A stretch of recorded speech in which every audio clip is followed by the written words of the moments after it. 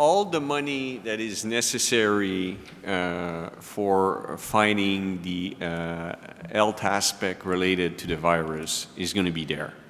We have the means to increase the funds if necessary.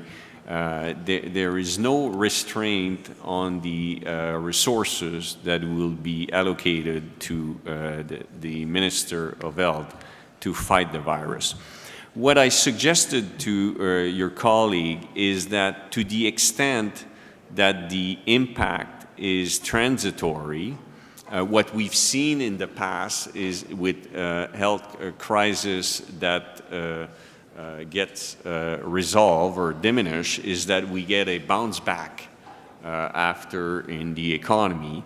And so the more permanent, the longer the health crisis, the more severe the economic impact.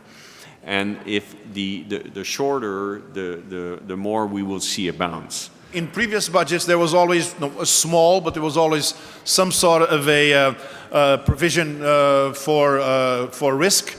Now, not only that provision is not increased, it has totally disappeared.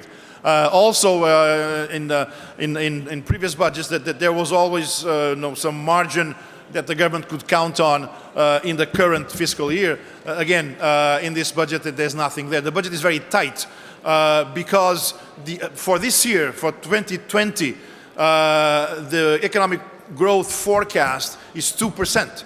2% is a higher forecast than it was made a year ago.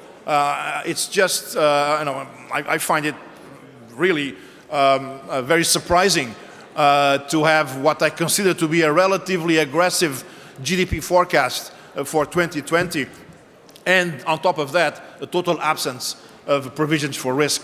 So from that point of view, it is not a responsible and rigorous budget.